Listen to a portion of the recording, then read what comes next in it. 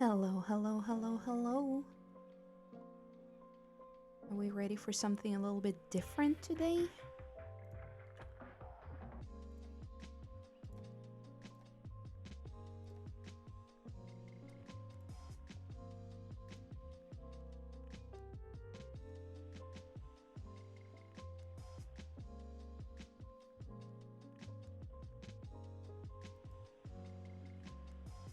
Welcome, everyone. Welcome to In the Closet with. It's once again Pride Month, and this year I wanted to celebrate it with my fellow creatives. Throughout June, this stream will be guested by a variety of people where we talk about the queer experience. To kick things off, I am joined by none other today than my partner, Siana. Hello, hello. Hello. Hello. Uh, Hi. Do you want to introduce yourself a little bit? Yeah, many of you probably have heard me on stream a couple of times before. I'm Siana. I use she, her pronouns.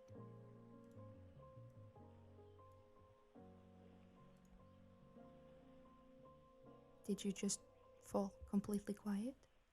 No. Okay. You just sounded so in the middle of an introduction. It was like, "That's me, Clapsand." No. I was just trying to collect my thoughts a bit. Yeah, I worked for some time as a costumer now in like a museum archive type job. And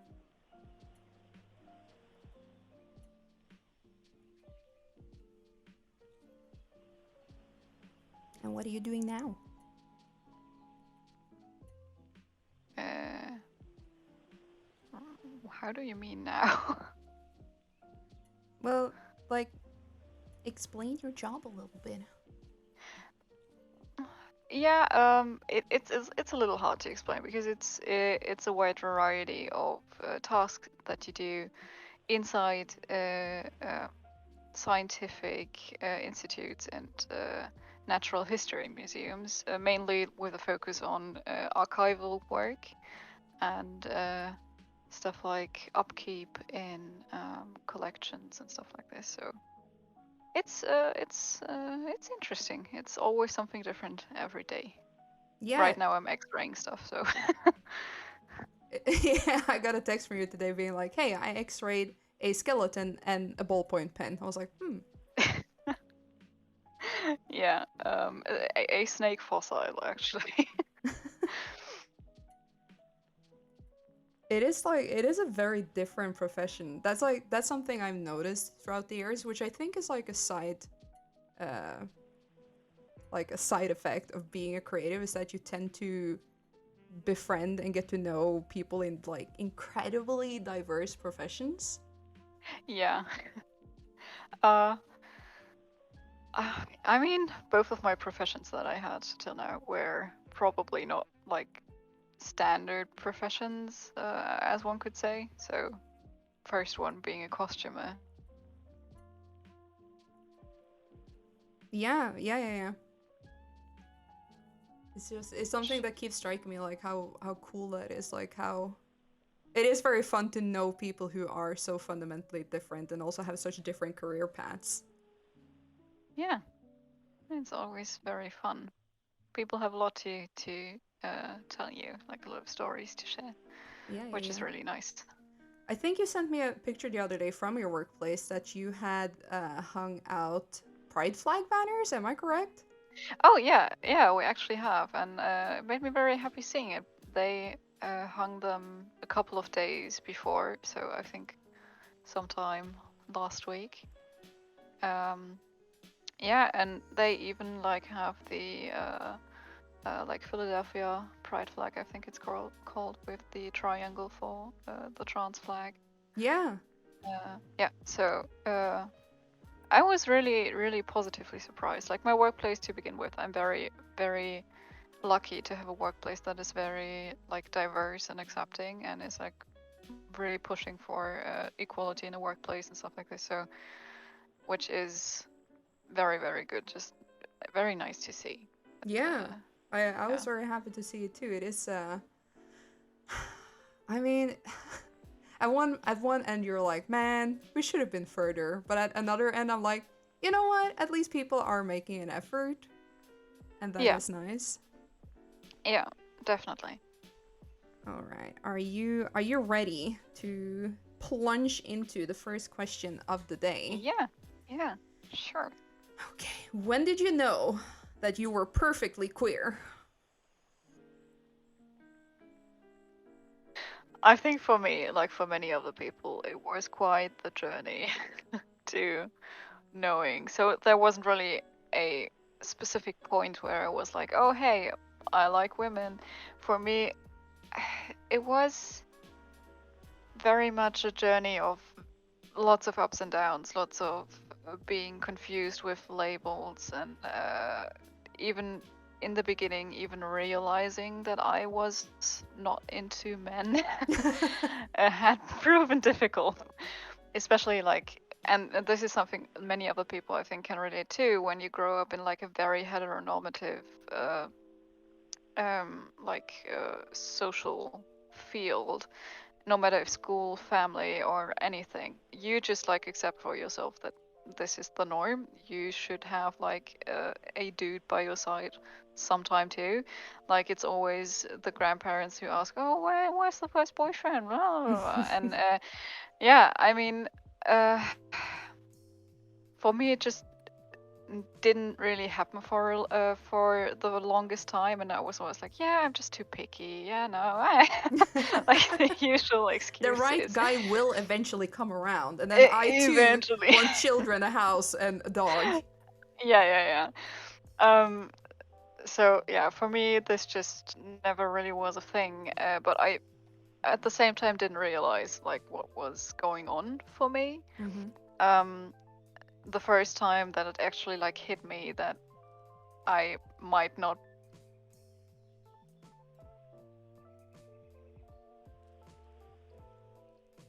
That you might not. Did you cut out? Oh yeah, I think I cut out. I'm sorry. That I might not be as heterosexual as many people want me to believe. Mm-hmm.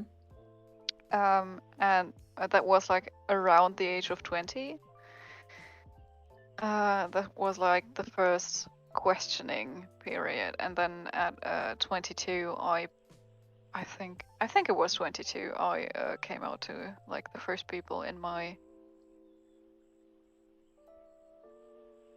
In your like closest circle. just people that I thought was good that they know and that I can like trust in. Mm. But I only identified as a lesbian for like 1 year now, Mm. because that was very much a journey to accepting that no, men are just not an option. Period. Yeah. Did Uh, you go through like the? Ugh, this is sort of tricky like terrain to yeah, navigate because it's I don't want to. yeah, This is yeah. not me throwing I bisexuals under the exactly know bus. what you mean, because like I don't want to do that either, because like No, not it's at a all. total no, because like I identified as bisexual before that, and it's totally like it bisexual people exist and are valid, and I it's just something that le- lesbians in my friend group too also went through. Like it's not like a step off the way. It's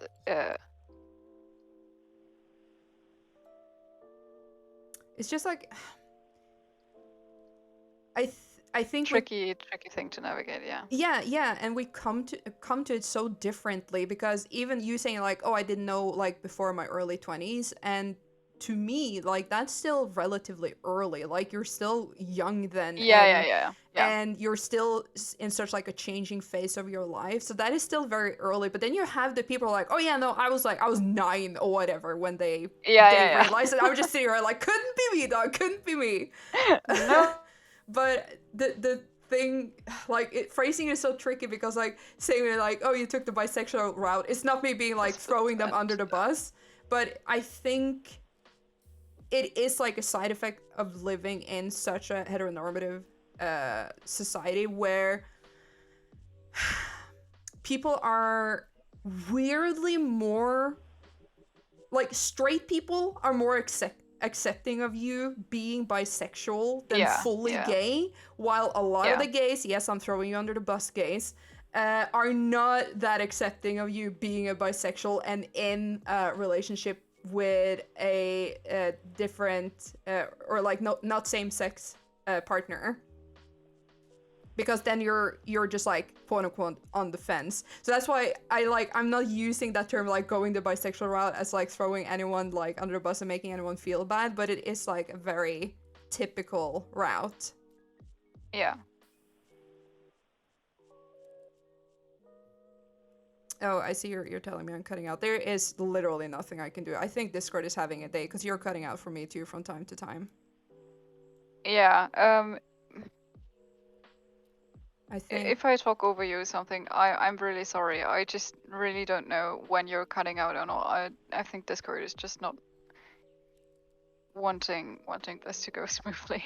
Discord is like, you don't have a sponsored deal, so we're just gonna poo poo all over you. To be fair, as I joined the voice channel, the connection took a long time. So I was like, Oh, is Discord having like connection issues? But I can hear you most of the time, and if not, I just ask you again.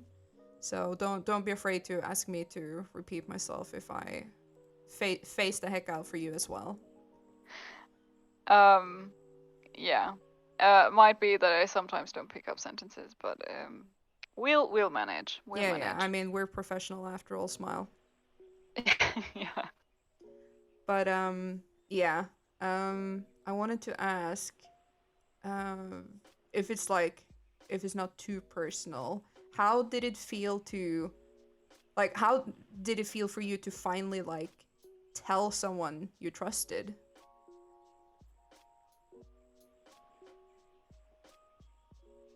Feelings because of different people. One thing I can tell is telling my best friend, and she was like a one of the big points of safety for me during this whole process, because Mm-hmm. my best friend is a lesbian too, and she helped me through so much of me questioning. Oop, you're breaking up again. Discord, please.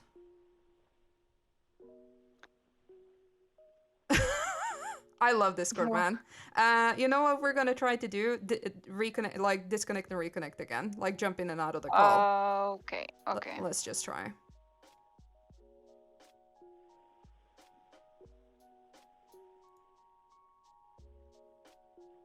Hello. Hello. Fingers crossed. All right. So what was the last thing that was heard? Basically that your best friend is also lesbian, I think was the last thing. Yeah, and she like helped me through so many things, like me having like crises evenings of just questioning myself, questioning everything I did before that point in my life, and just like I mean the usual for many people. And she was just always there. She always like listened to me and reassured me and everything, and I'm just super grateful to have her. So I didn't really come out to her. She just like knew, because she was like the first person who like knew anything from me. Mm-hmm. And I'm still like very thankful that she like did that for me, and still is always there for me. So if you're listening to this, you know, I love you. That's so sweet. Yeah, I think people who, especially straight people who don't have to like face this kind of conundrum in their life, you really can't start to emphasize the importance of having someone like that you can just be like your rawest, most questionable, most vulnerable self with, and it's okay to just wade around in the muck, and then like, maybe I'm this or maybe I'm that, and they're just like, okay, honey, yeah, I'm giving you the wiggle room here, it's okay, I don't need to label you, you just need to find who you are. Yeah. All right. Kind of segueing into the same kind of field of um, fucking around and finding out, I guess. What was your first crush and or fascination that challenged the expectations of society? Uh, yeah, that is like a story for me, because that's also a story that while it happened, I didn't realize it was happening. But in retrospect, like looking back, I exactly know what the hell was up with me. Because it actually is something when I was around 12, that I still remember like very vividly, like this very tweeny age. And my best friend at the time, she's like, I don't know where she is now. Like, I hope she has a good life. um, at that time, she was like, I was obsessed with her.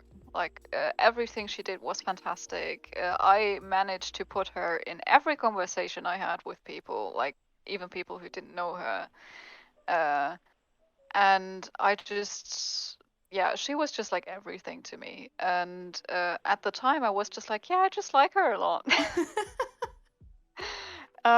Looking back at it now, like the way I behaved, the way I felt about her, it definitely was like a first crush. Mm-hmm. But I just didn't realize at the time. At the time, it was very much to me like, oh yeah, girls just are like that. And this is like circling back to this same topic of like heteronormative narratives being all around you, and like this just not being recognized as something that, yeah, could be a crush, but it's just like, yeah, a very close friendship. Haha. Yeah, yeah, yeah. A Yeah. gal pal, if you want. Yeah, a gal pal. Yeah. Uh, that very much was that. Uh, yeah, but after that, not much really happened, and yeah, then I got into straight into crisis phase, I guess. Do you think that if we didn't live in the kind of society we do, that you would have like said anything? I know you were very young, so it's just like Yeah, a yeah, cute childhood crush. But do you still yeah, think yeah, like, because in that phase, I was never one of those people because I was way too scared and shy, and like I never dared to confess my feelings as a kid. But I know some kids were like, sending the notes like, Siana likes you, answer yes or no, blah, blah, blah, those kind of things. Do you think you would have done something similar with her if it was like a completely normal thing yeah, to do? yeah. Probably. Because at that age, I was very much a rascal. Like I was loud, and I was like very upfront about what I thought. And if I would have had the chance, and if this would have been just normal around me, I think probably. I mean, I cannot tell 100%, but I think, yeah. Hmm, that is very sweet. Have you, in hindsight, had any, um, not like personal crushes as in like actual people close to you, but like celebs, fictional characters, that kind of Oh, route. oh. Celebs, never. Like, actually, never. I do not have memory of a single celebrity where I was like, oh yeah, they are nice, because like I don't know, it just never is something that was like in any way interesting to me. Um, but fictional crushes, definitely. And this is something uh, I think like a lot of people have, like when you have as like late kids, tween age, the cartoons you watch like very much shape you. Mm-hmm.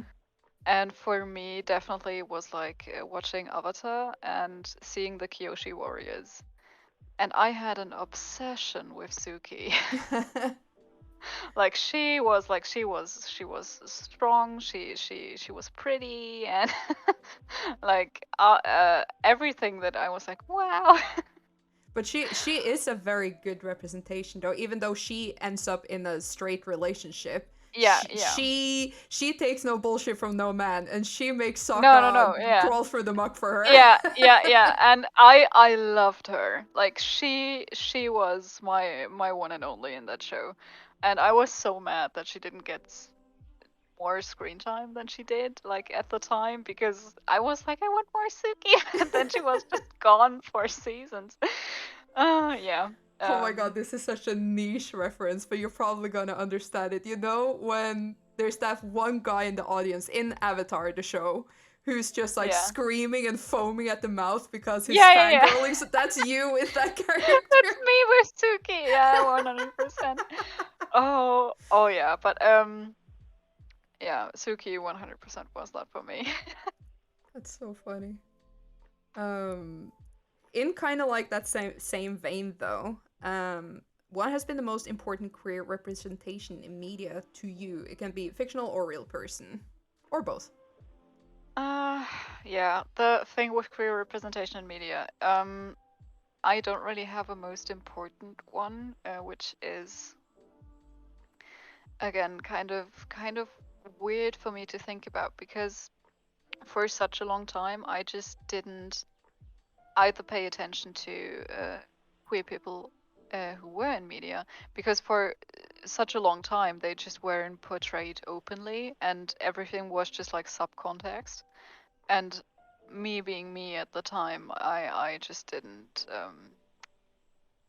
just didn't see the subcontext Yeah, because I was like, or they were incredibly tropey. yeah, yeah. So I never had this one thing where it just was like, oh, that's so nice. So all the queer media I ever consumed was consumed after like my early 20s. So I never formed like this very strong bond and relationship with any type of representation in a certain type of media. Mm. Um, but I do still remember very vividly the first queer character I ever encountered, like openly queer character, where it was not up for interpretation um, in any type of media, was in 2010 when I played Dragon Age Origins for the first time. Mm-hmm. And there you have the very tropey character Zebran Arani, and he's very very open just about his sexuality. And this was the first time I ever had like contact with the concept of bisexuality, Mm-hmm.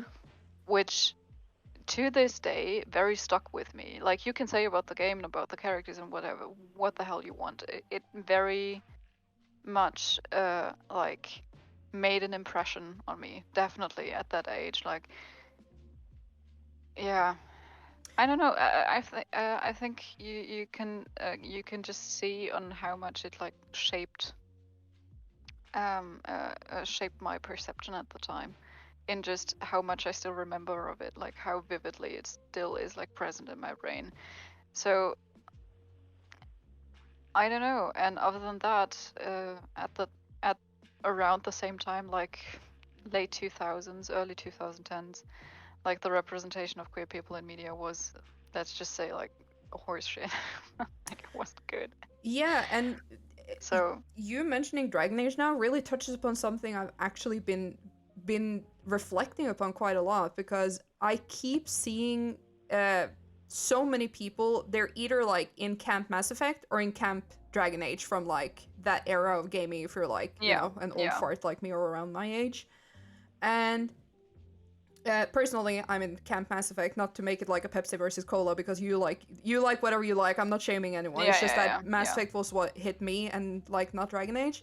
But I played all of Dragon Age Inquisition, so I'm at least somewhat familiar with the source material, and it's just dawning on me that I think Dragon Age is so popular with our generation, or roughly around our generation, because you know, you can say what you want. They fumbled and stumbled a lot, but they did Yeah, above and beyond what any other video game did at the time.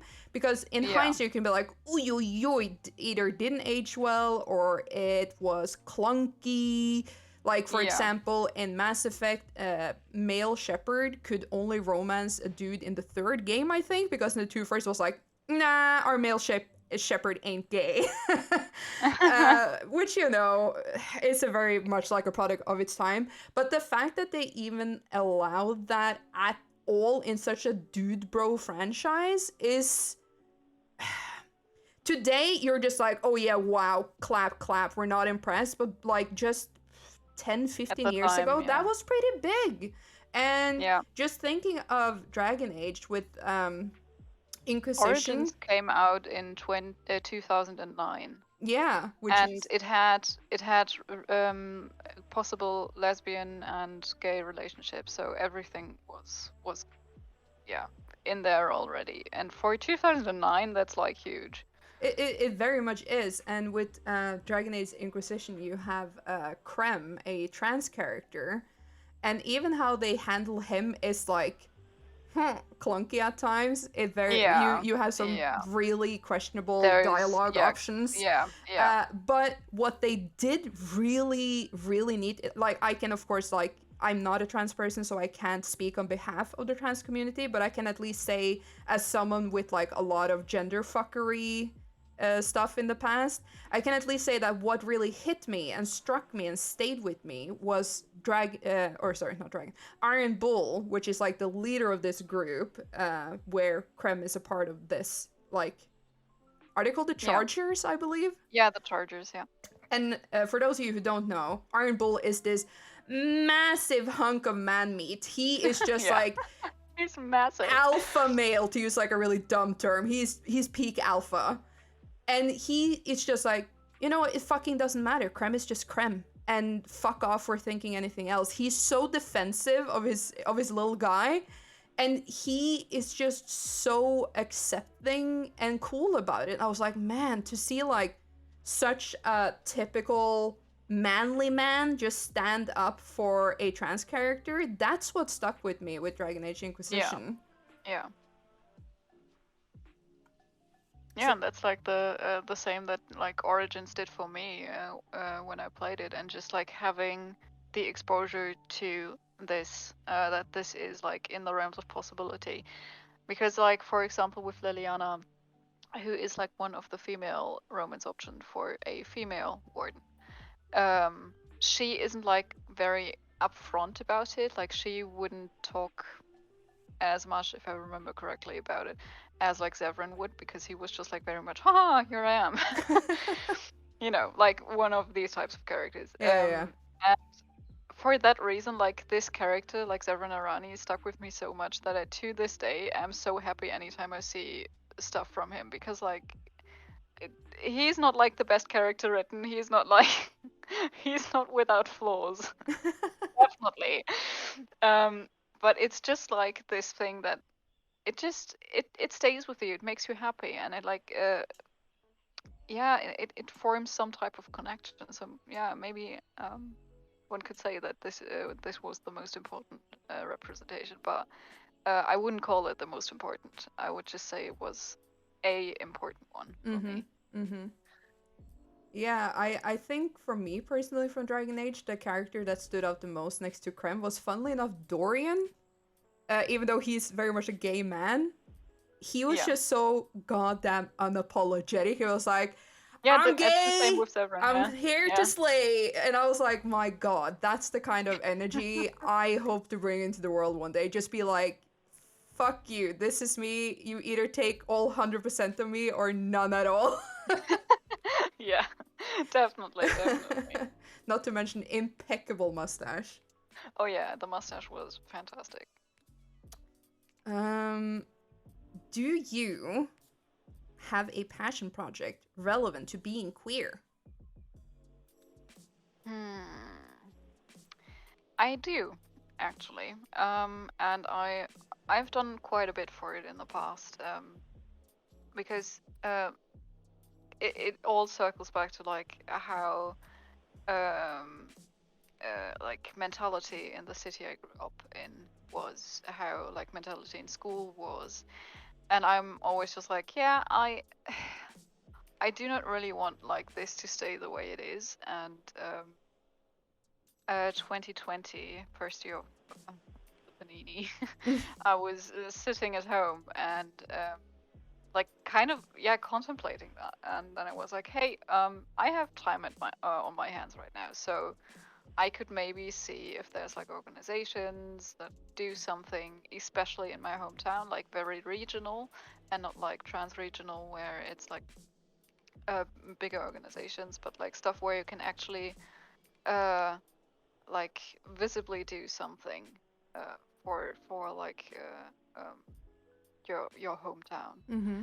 And I found an organization actually, and lucky me, it was actually led by someone I went to school with, and we like kind of reconnected, and I told him about like what I had in mind and what I wanted to like where I wanted to get active a bit, and yeah, we kind of formulated something to help make information for queer youth better accessible, like have something in the youth center that like information on queer healthcare and also like stuff like therapy when you need, for example, for people who don't really have support at home, Mm-hmm. or even like monetary support and shelter and stuff like this, that can be like safely information that can safely be made accessible for queer youths, because like of course we have the internet, but you know how the internet is at Yeah. times, and yeah, having just a point in your hometown where you can go to, where you can feel safe, and where you can be like, yeah, I have this and this problem and I just need help and get that help, is from my point of view so important to just give uh, young people like the safety to explore their own sexuality and gender and feel safe enough to live as who they want to live as in like their own like uh, uh, yeah, in their own home, because like you just don't have like the possibility to just leave and go live somewhere else because like Mm-hmm. you're like 16 or 17, Yeah, yeah, like yeah. these people are so young that you and like yeah, just have like someone to turn to.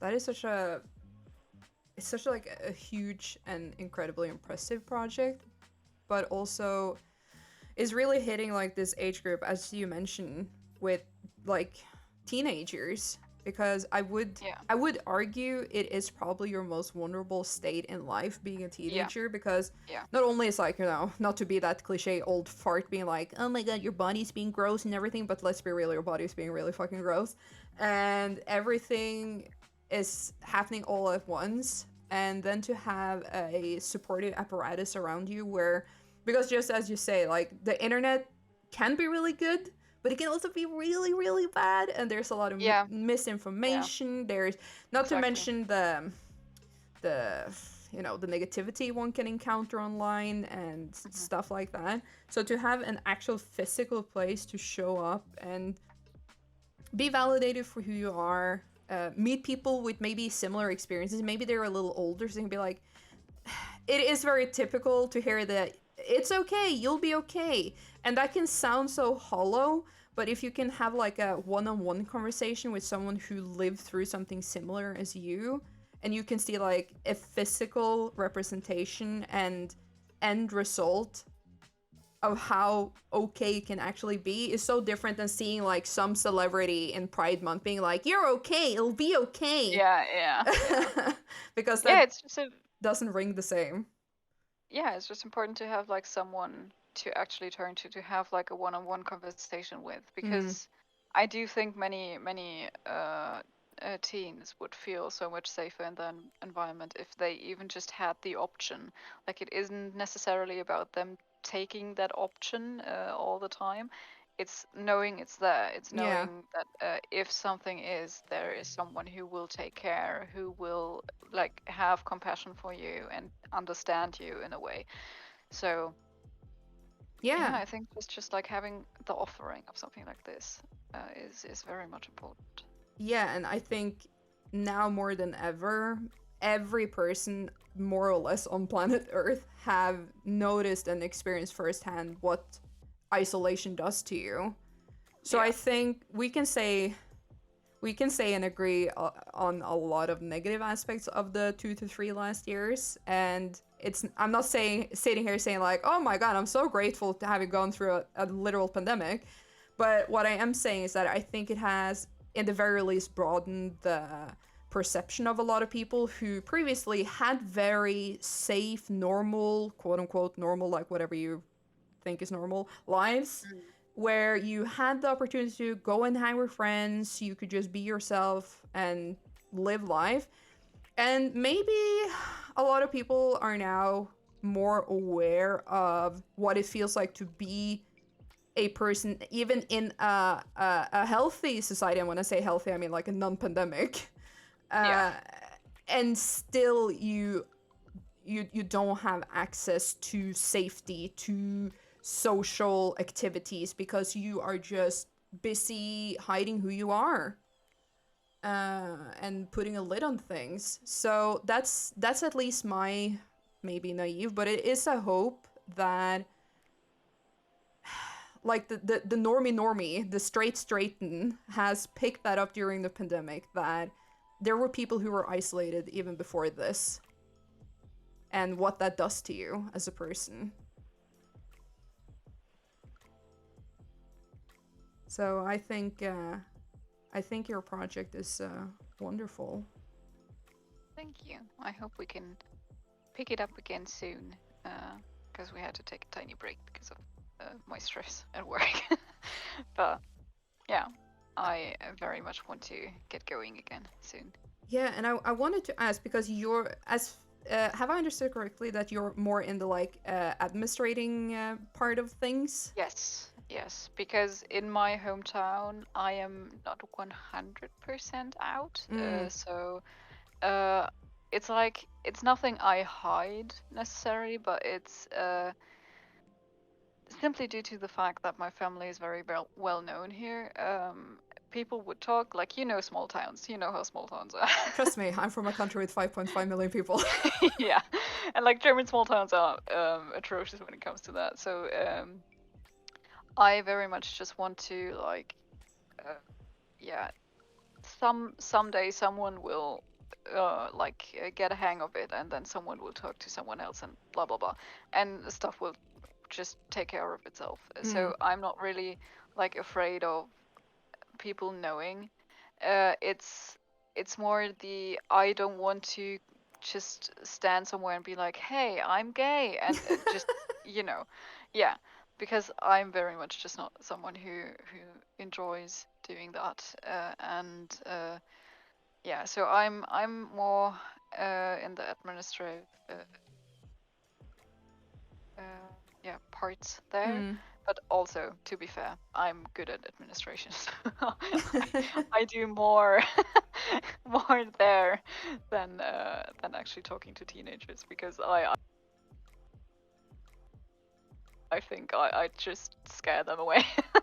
I don't think it would scare them away. I think it's more like a level of how comfortable you are together with them, which I could super sympathize with, because not to be mean teenager, but you scary. Yeah. You are kind of scary, and I still haven't recovered from the one burn I got at the supermarket. Do you want to share that story real fast? Oh yeah, we can. For those of you who don't know, haven't heard that story. I was at the supermarket just like doing groceries, and I was standing at the cashier's place, and there were like a group of, I think 3 teenagers it was, behind me, and they were like talking to one another, and then one of them just pointed at my groceries and was being, and I'm paraphrasing from German here, so and was being like, oh, do you see that? What a crusty eco aunt. Was that because you were buying like a magazine with I was buying a sewing pattern magazine, because I was like, I'm gonna treat myself, I'm not gonna draft my own patterns for this weekend. I just bought it, and I bought like my standard smoked tofu. I was gonna say there was tofu there as well. Yeah, were there as well. So so they would just probably saw all my veggies and my tofu and my sewing magazine, and they were like, Oh my god, that's so I was like, good. okay, okay, thanks, I guess. I'm just gonna go home now. Oh, that is so funny. Oh. Yeah. Speaking of teenagers, though, the very, very last question I have for you. If you could go back in time and speak with your 13-year-old self, what would you say?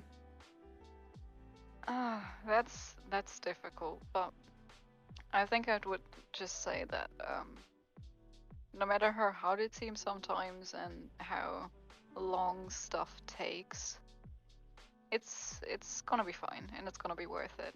And yeah, that I shouldn't really stop uh, like going after my passions Mm. and just continue doing what I love and always like keep that joy, because I was a very joyous kid and like tween and early teen. Mm. Like I was very loud and had like lots of laughter in me. So yeah, just to keep that. Do you think 13-year-old self would listen to you or call you a crusty No, eco aunt? she would call me a crossy eco aunt. Because if you would have seen me at like 13, I was I was wearing like just like visually describing me. I had very long hair, and of course still had my natural hair color back then, so it was like this very dark blonde and very long hair. And I just started using makeup because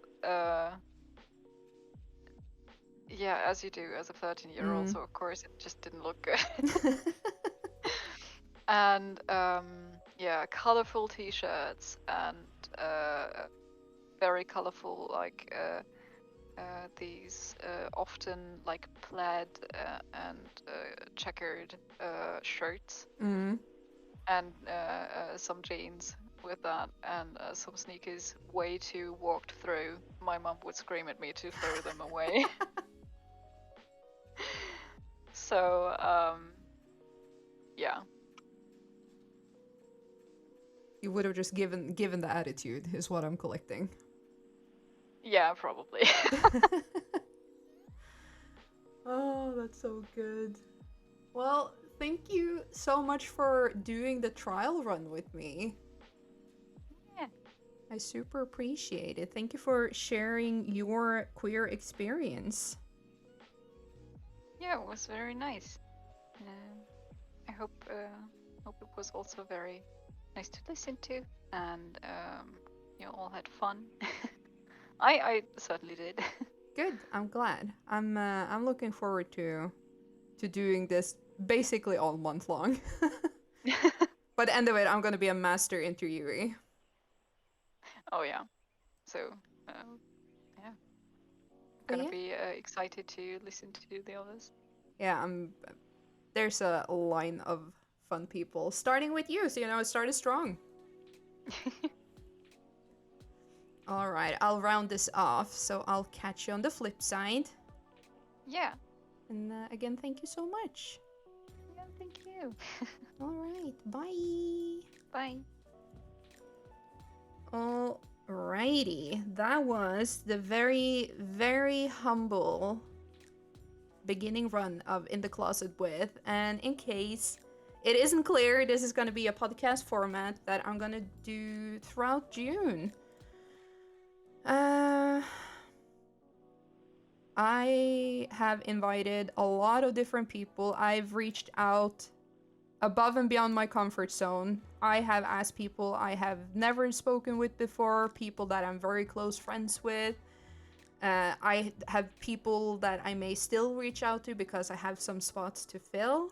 But this is what we're gonna do in June, folks. I hope it was fun, technical difficulties aside, which is why I was doing this with someone that I really know for first time out the gate. I'm trying to remember. I don't have the calendar in front of me right now, but I think the first or not the first one, but the next one is this Sunday, June 5th.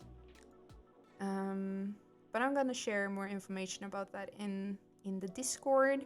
And in the future, I'm probably not gonna have like these long-winded conversations fading out. But like I said, this is a trial run. And good practice for me, because I've literally never interviewed anyone in my life. So, you know, I got a long way to go, but you gotta start somewhere. And yeah, like I said, we have so many fun people in store. So this and D&D is what we're gonna do throughout June. That's gonna be the streams. Because I do have a lot of these coming up. And that's gonna take all my attention and focus together with the D&D streams. And then, speaking of D&D, that is this Friday. So I hope you tune in for that with our new and final player, Sophie. All right. Thank you so much for giving this a shot. I hope you had fun, guys. I hope you'll spread the word and let people know. It is Pride Month after all, and I know this is by now like a running joke that don't support big corporation who wave the flag 1 month a year and, you know, cash in on the gays. Instead, I'm not asking you for any money, but I'm simply asking you to spread the word to bring more people to a safe and queer little outlet, because I do believe that these stories are important. And like I said, I am gonna have a very diverse cast on. I'm gonna have everything under the sun, I like to think. I'm doing my best, at least. I'm doing my best. Alrighty. Thank you so much. I appreciate y'all. Happy Pride. We're officially in the gayest month of the year. And we're kicking it up in style. Until next time, take care of yourself, love one another, and I'll see you guys around. Mwah. Bye!